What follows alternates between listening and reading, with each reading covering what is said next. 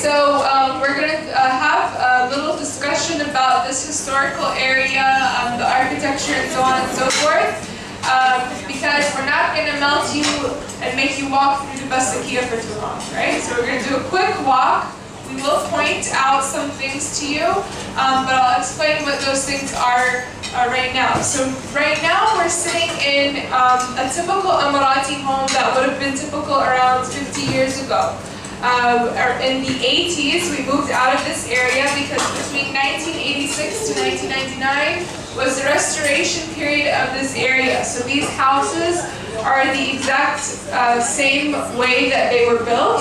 They have just been upkept for the past 150 years.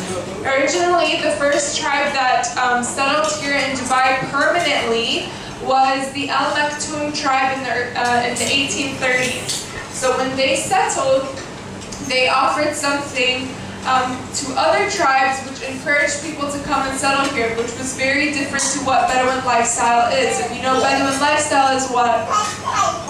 You're always moving. You don't stay in one spot.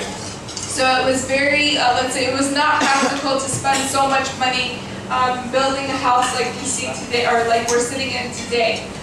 So what happened was they were offering protection, basic needs, and really it was became a community for anyone who wanted to come and live here. So many people came and lived here, and they started to build a community. This community in particular was the traders' village. So all the people who were traders were living in this village. Bedouins are known to have three types of housing. The first type of housing we've ever lived in was tents. Right? In Arabic, we call this Beit Sha'ar, which literally means house of hair.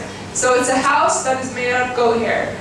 It actually would take you 3 to 4 years to make this house, but it would last you 40 to 50 years.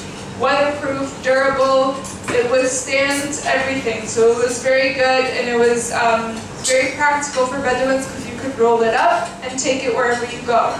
The second type of housing we had was Arish homes, or what in English we call it a Barasti home. Not to confuse with the Barasti bar in Dubai. But it is, a Barasti home is made out of what? Palm leaves. So they take the palm leaf and they remove the fronds, and then it's left with a stick. It looks very similar to bamboo, but we stack those sticks together, and that's how you have a summer house or an Arish house, much cheaper, very easy to make, and we will point one out to you on our way to the mosque. Then the third type of housing is the house that we're sitting in right now. This is a coral stone and shell stone home. So this home is made completely out of coral stones and shell stone, which was perfect for the desert. Why? Because the shell stones and the corals are porous. So actually it would allow airflow inside the home and keep the moisture out, because we're living by the creek, so there's a lot of humidity. So this was really good for us. Also, something that you'll notice when we're walking around, the tallest part of the house is called the wind tower, or this is our air conditioning in the old days. If you were to go into that room back there and you look up, you will see the inside structure of the wind tower, and what it really is built like is a crisscross-like structure to let air hit any side and then funnel through into the room. And then that room would be considered to have some cooling system. Sometimes we would lay wet cloth within the wind tower, so you would have filtered actually air, so you let sand stay out, as well as cooler air. Also, when you walk outside, you'll see sticks coming out of the wind towers. That originally was just to keep the structure, but then one day someone left it and it became fashion. And everybody started leaving it instead of cutting it off. They used to cut it off. Also, you'll see we have a pizza delivery. Did anybody order pizza? See the volunteer? You don't eat Emirati food. Very good. That's you. That's not nice to see. We're supposed to. You know, when you have this 15 days in a row, it gets hard. You guys are eating this for the first time today. We've been having the same exact thing for the past 16 days. So pizza's the way to go. Anyways, back to the houses. The houses also have spouts coming out from it. This is another thing that was very important. Why? Because we needed to catch the rainwater. In this area, we had no fresh water.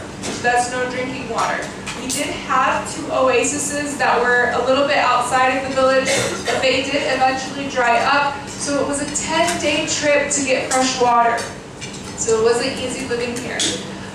Also, during the summertime, you wouldn't live in these homes because it was very humid. Humidity is very hard to bear. So what you would do is you go deeper inside the desert, because the drier the heat, the easier or the more bearable it is, or you go to the mountains, which is Hatta, Oman, those places where it's much cooler. Also, let's talk about the inside of the house. And the inside of the house, the place that we're sitting in right here is the heart of the home. This is known as the courtyard.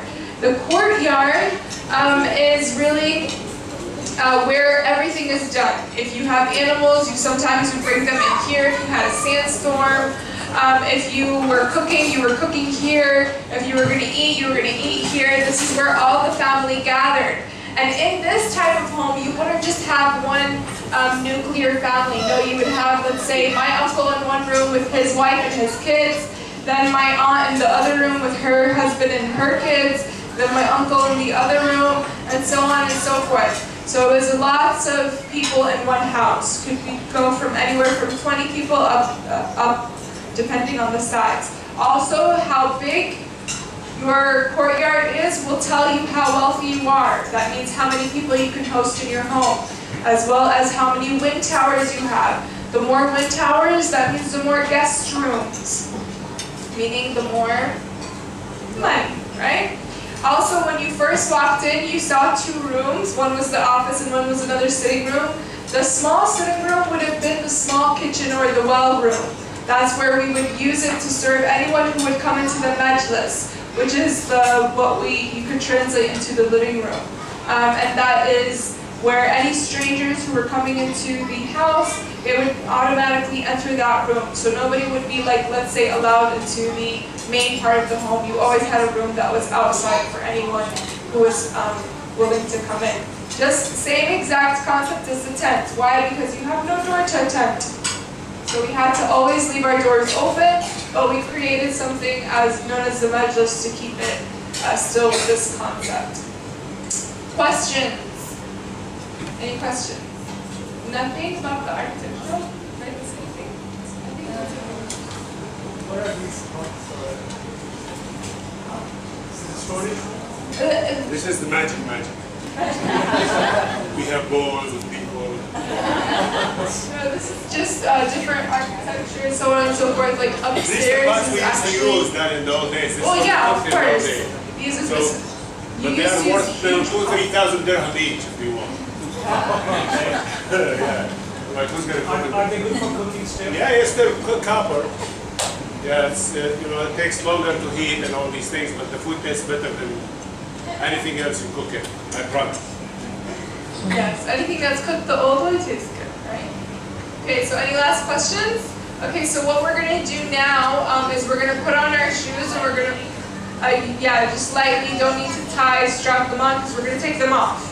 Okay, so I'm warning you from now. We're going to go ahead over to the mosque. Your volunteer, whoever is with you, will point out to you the different types of homes while we're walking.